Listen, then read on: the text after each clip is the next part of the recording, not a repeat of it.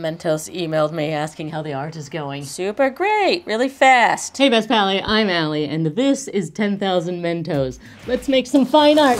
I only have 2 days to pull this off. Mentos hooked me up with these and asked me to turn them into specifically fine art. Though they have a tight deadline, it turns out you can rush genius. What the heck? Did they multiply while I was doing that?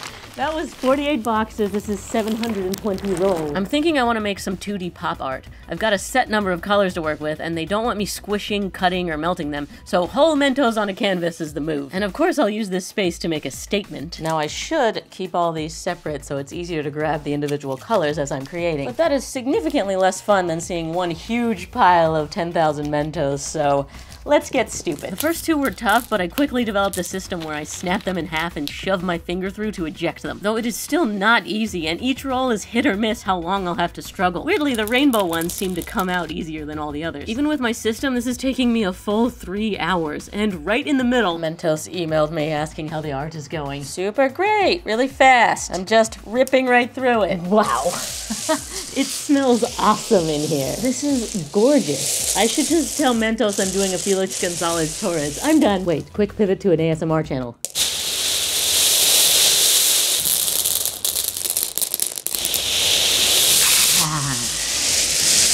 This was definitely a great use of my limited time. Now to find a huge canvas. I learned in art school, if it's not good, make it bigger. I'm doing some mathing to lay this out perfectly. And if you're concerned like I was that Mentos won't like the statement I'm making, they approved of my digital sketch. So I've done a fine job designing thus far. Oh whoa, that looks okay.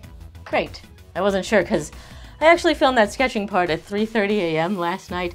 This shipment didn't show up until this morning and I had to be prepped. I am tired. Now to sort all these back into their individual colors one by one, efficiently creating on a timeline. When I made my initial Photoshop design, I didn't know exactly what colors or amounts I'd have. I guessed it would be about 8 colors, and it looks like I got that right. I actually created that sketch on a plane home from a convention yesterday before I even got these in the mail because I had so little time to pull this off. Though I was just looking at the colors online and guessing. It turns out Mentos in the blue package are white. I should have known. That was another 3 hours of a sensible activity. It's now past midnight. My hands, my legs, my everything aches. Oh, I am covered in shell and a shell of a human. I have not eaten a single Mento this entire time, or anything else for that matter. It's lucky that I'm good at fasting from my fitness channel. I'm just gonna go to sleep and see you in the morning. I would take my time with this part and think hard and be nervous, but there's no time for that. Go! Okay, it is on there. I didn't even think about the fact that maybe that wouldn't work. Good, so far I'm doing fine. I've done some more mathing and I don't think I'm gonna have enough of certain colors to execute the initial sketch design that I came up with, so I'm gonna have to improvise. Good thing I painstakingly separated all of these. Now I need them to visually mesh together into one color. Get out of here. Now we're doing one complex pink. I do think this will have more depth to it. Oh yeah, that's looking super cool. Whoa, the multiple colors next to each other. It looks way cooler than I even imagined. Yes, yes, yes. I feel like George Seurat. He created this technique called pointillism where he'd paint with different colored dots, and when you step back, your brain blends it all into the color he intended, which is not the same as each individual dot. Yes, me gluing candy is post-impressionistic. Well, that's the first quadrant. I'm pretty concerned at this point. This looks like nothing.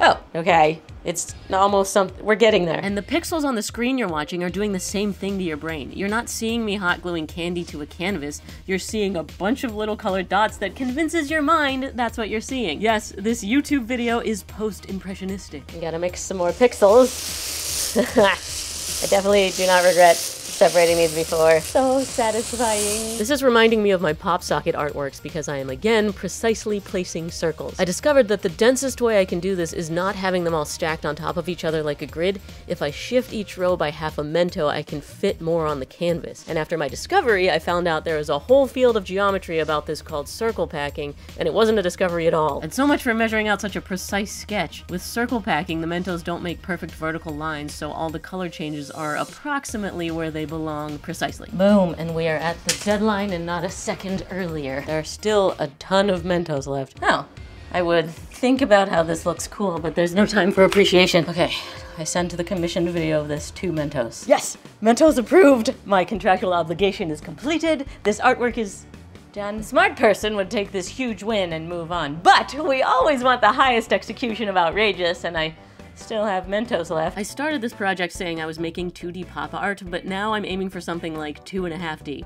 This is called a relief, where the art has some dimension which raises up off a background plane. And let me tell you, even though this is taking longer than the initial first layer, another 2 extra days, I am definitely at the relief stage of this project. I'm doing one layer that shifts the shape of each letter up and to the left by half a Mento. It looks pretty great with 2 layers, but I want to add a third that shifts the shapes back to their original placement. There is a rare, super dark orange that only shows up about a dozen times. I love that. I actively tried to force myself not to pick specific shades from the piles, so it's a random mix unedited by the artist, but I did make it a point to have a dark orange in the period. Oh my goodness, it is so heavy now. Ah! Yeah.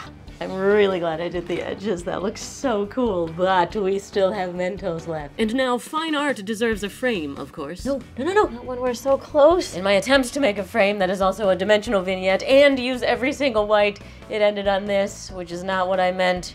Oh, perhaps there is something to be said for quitting while you're ahead. I guess some art is so fine you can't frame it. Now I would hang this and risk ripping down my entire wall, but since there are some colors left, I'm going to let that inform the installation of the final piece.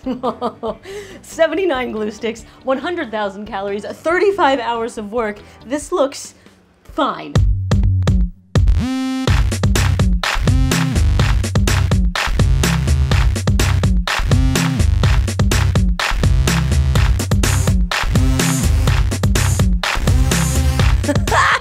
Mentos just emailed me. In the final art shot, is there any way you can make the words more legible? Yeah, done. I did like it initially when you couldn't read the words right away. You had to figure it out, kind of like a subliminal message, or more like the gallery version of one of those colorblind tests. But of course, this fine artist anticipated they wanted everyone to be able to read it just fine. I am so pleased with how this turned out. The extra depth was worth it. It makes a huge difference.